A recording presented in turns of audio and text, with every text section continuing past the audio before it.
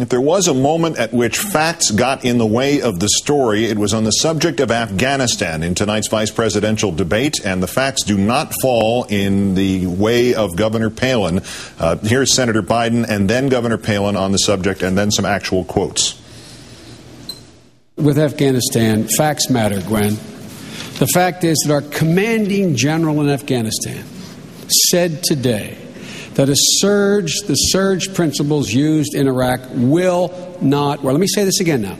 Our commanding general in Afghanistan said the surge principle in Iraq will not work in Afghanistan. Well, first, McClellan did not say definitively that the surge principles would not work in Afghanistan, certainly accounting for different conditions in that different country, and conditions are certainly different. We have NATO allies helping us for one, and even the geographic differences are huge. But the counterinsurgency principles also could work in Afghanistan. McClellan didn't say anything opposite of that. That might be true. We don't really know who McClellan is supposed to have been.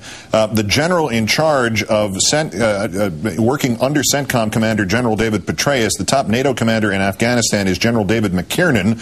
And what he said to the Washington Independent today was, Afghanistan has very harsh geography. It's very difficult to move around, getting back to our reliance on helicopters. It's a country with very few natural resources as opposed to the oil revenues that Iraq has. He continued along talking about some of the differences in the two nations, and then concluded, so there are a lot of challenges. What I don't think is needed, the word that I don't use in Afghanistan, is the word surge. There needs to be a sustained commitment of a variety of military and non-military resources, I believe. This followed what Petraeus told the New York Times yesterday. People often ask, what did you learn from Iraq that might be transferable to Afghanistan? The first lesson, the first caution really, is that every situation like this is truly and absolutely unique and has its own context and specifics and its own texture. So Petraeus was vague on the subject of whether or not a surge would work in Afghanistan, but General McKiernan, or General McClellan, or Scott McClellan, or somebody named McClellan, disagreed entirely and said the word he would not use was the word surge. All right, as you saw, pop up briefly and waiting patiently, Gene Robinson, columnist and associate editor of the Washington Post, and also political analyst for MSNBC, joining us now. Good evening, Gene. Evening, Keith. All right, that was our one moment of faux pas. Give me your overall assessment. So with so much of this viscerally, what is left tomorrow morning in people's minds the way McCain not looking at Obama was left in their minds last week? Well, Keith, I saw the debate that the undecided or uncommitted voters in that CBS survey group saw the debate. I didn't. I thought it was a very strange encounter. It was almost as if Biden and Palin were in two different worlds, not just on two different sides of the stage. He was in a world of history and policy and fact, and she was someplace else. I thought she made one big mistake, which was not to really spell out what McCain, Palin were going to do about the big problems that face the nation. I mean, she did not lay out, for example, how they're going to fix the financial system, how they're going to fix the economy. She declined to elaborate on those questions beyond repeating the talking points. And I say that's a mistake because I really think that's what people want to hear right now. And they heard a lot of that from Joe Biden. They heard almost none of it from her, and that's why it doesn't surprise me that first initial reaction is that Biden won the debate. As I said, last Friday, the initial reaction of commentators is almost always wrong. I think it was in this case because I think Biden came across.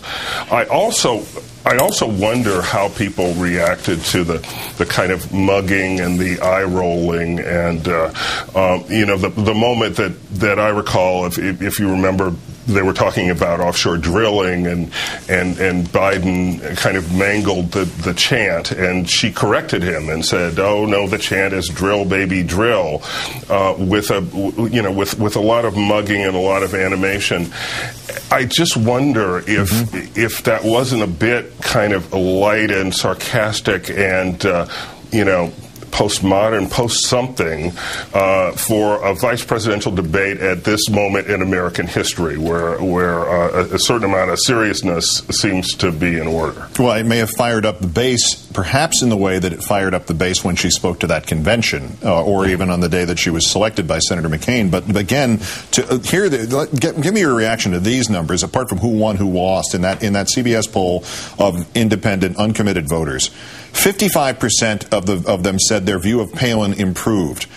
53% said their view of Biden improved. In terms of whose view, their assessment getting worse, 14% thought their opinion of Palin was worse after this. 5% thought their opinion of Biden was worse. And then on the knowledgeability issue, a huge jump from Palin. She was at 43% with these people. After the debate, she's at 66%.